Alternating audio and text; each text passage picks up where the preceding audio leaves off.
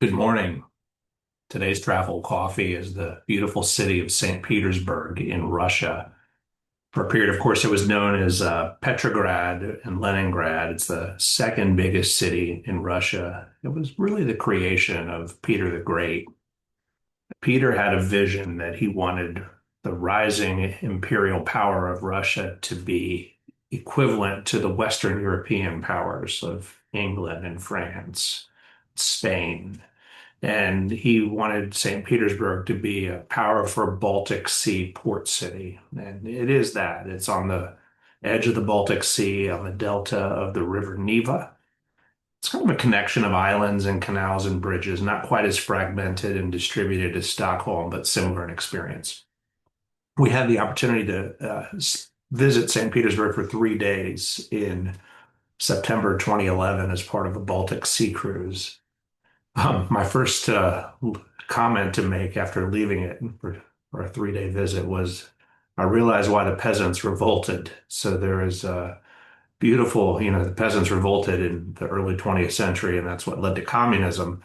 There's beautiful architecture, painted colors, and cathedrals, and concert halls, and ballet theaters, and fortresses, and palaces all throughout the city with these ornate decor and bridges, um, facades.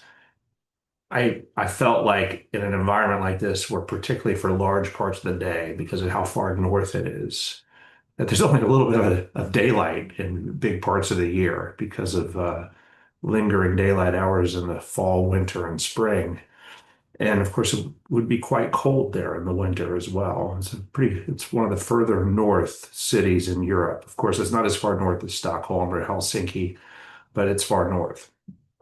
So uh, that was my impression. I was like, these guys were working on these buildings long hours into the night in the cold and making them just right for these czars and nobles. I also had the feeling you could see something in St. Petersburg that really was evidence of its transitions through Petrograd and Leningrad.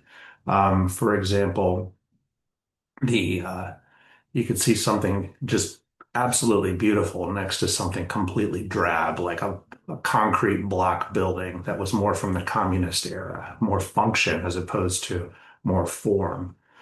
It was clear that each czar or noble appeared to want to leave their own stamp on this city. So there were palaces for everyone and every family. And Peterhof is there, which was Peter the Great's palace, with a cascade of waterfalls and fountains down towards the water. And of course, the Winter Palace. So Peterhof and the Winter Palace are probably the most famous. The Winter Palace is right along the banks of the river, and Catherine the Great used that as her palace half of the year. It eventually turned into the Hermitage Museum, one of the most famous art museums in the world, and it's worth both those places are worth a visit if you do come to St. Petersburg. Behind me is Catherine the Great's summer palace. She needed to have a winter and a summer palace. So her summer palace is about a 30-minute drive outside the city in Tsarskoye Selo, and it's worth a day trip in its own right. Speaking of trips, one of the things we had that was a memorable part of our visit was, and it's really led to us doing this in other cities as well, is we actually rode the underground transit in St. Petersburg. And it was probably the most beautiful underground transit system we've ever ridden. Um, Clearly built by the communists. Each stop had its own color marble and no real writing. So it was meant that you knew what stop you were at by what color the marble of the station was, whether it was red or blue or green or white or a pattern. And so it was very nice, very clean. We also had a moment where we spent some time going to a supermarket. They call it a hypermarket in Russia. And pretty impressive there as well. They had everything you could want, right? Of course, I bought vodka. Says a little bit about me.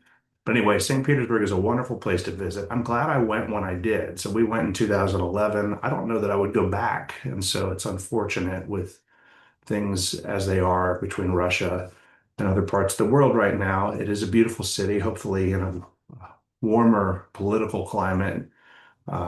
You can find time to visit it as well. But anytime you want to hear stories about St. Petersburg, I never thought I would walk the streets of a Russian city as a free man. And I was so privileged to feel like I got to. Would love to share. And also, if you ever have any commercial real estate needs, hit us up. We'd love to help you. As you can tell, we do, and we will travel.